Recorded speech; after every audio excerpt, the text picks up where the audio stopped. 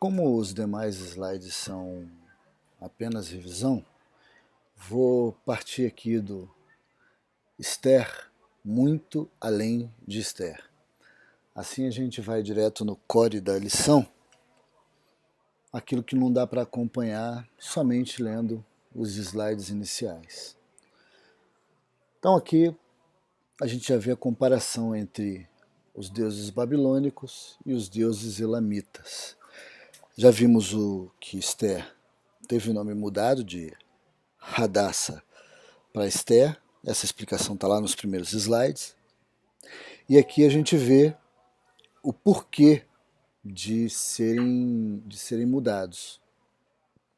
Então, Ishtar, a deusa da fertilidade, que é a mesma da deusa da Páscoa, né?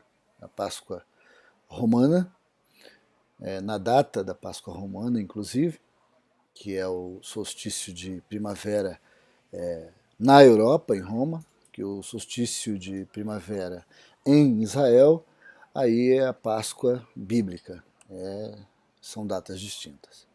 E Mordecai, na nossa tradução Mordecai, Mardoqueu, depende da tradução, que é o deus-chefe do panteão babilônico. Está escrito errado aí, mas é babilônico.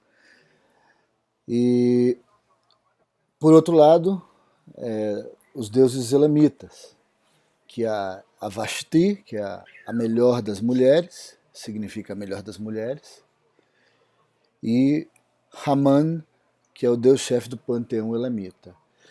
Então, nessa trama que é o livro de Esther,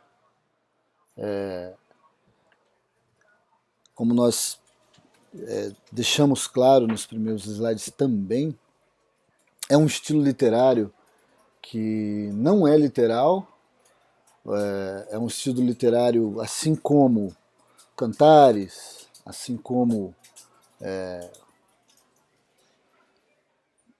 outros livros do Antigo Testamento, que não são livros históricos. Alguns encaram Esther como um livro histórico, mas as datas não vão bater nunca. Esther, para ser um livro histórico, ela teria pelo menos, no mínimo, 70 anos.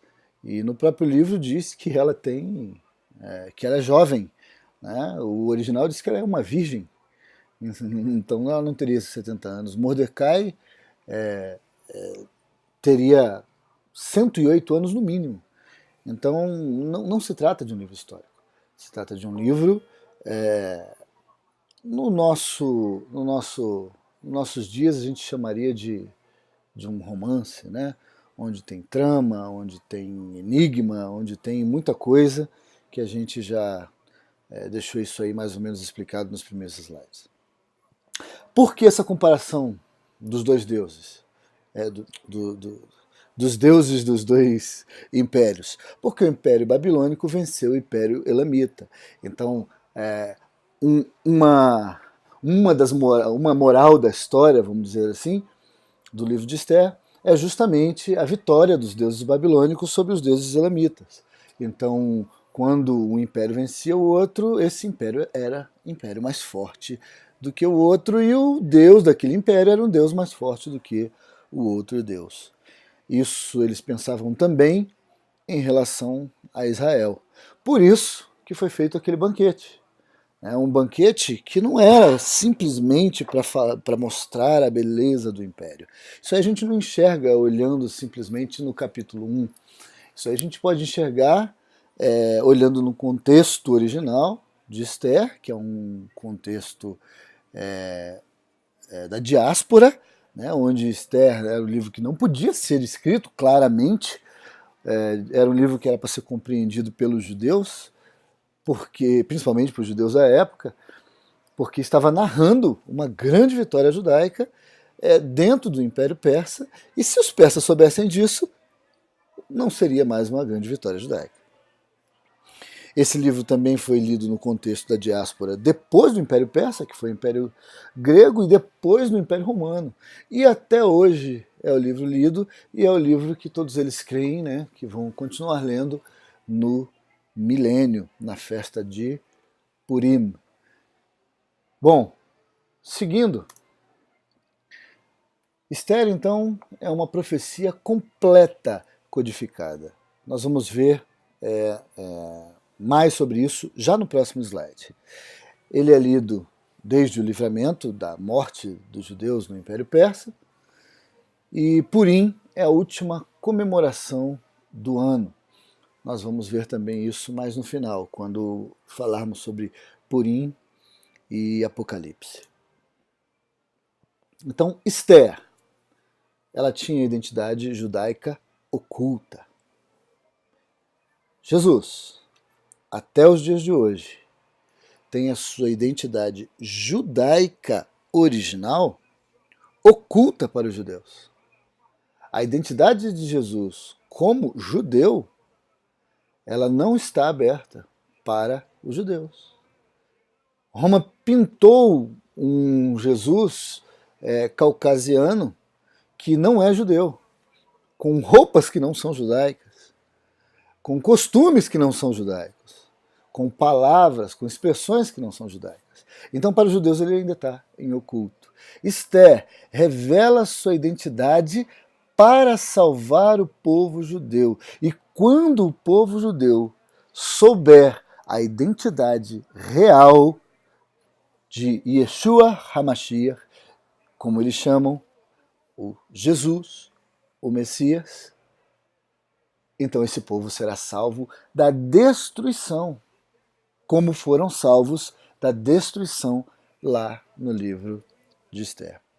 A libertação alcança não apenas os judeus que estavam fora de Jerusalém, mas também os que estavam dentro dos muros de Jerusalém, e isso é colocado de forma muito didática no livro de Esther, e isso acontecerá também com a revelação do Messias de Israel para os judeus, onde todos eles serão salvos, não apenas os que estão dentro dos muros de Jerusalém, mas também aqueles que estão em qualquer lugar do mundo.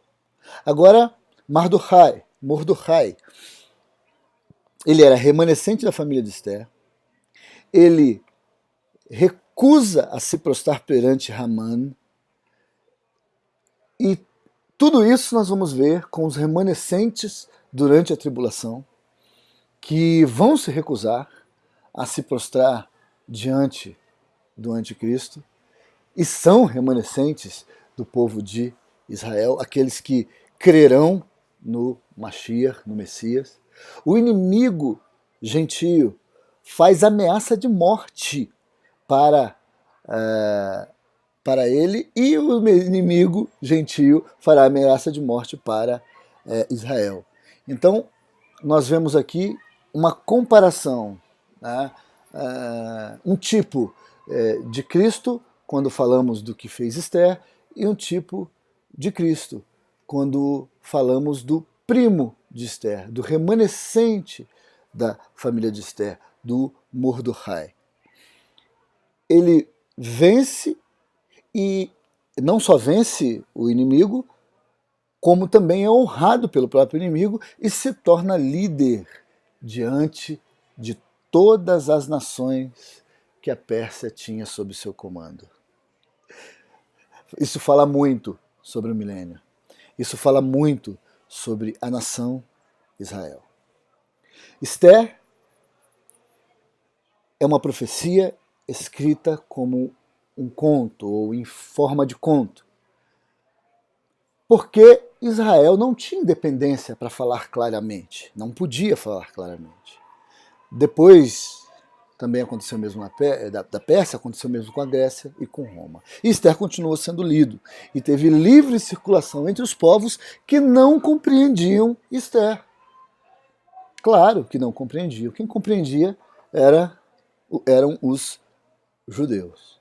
E até hoje, muitos gentios não compreendem Esther, encaram Esther como aquilo que não é o que é de fato, né?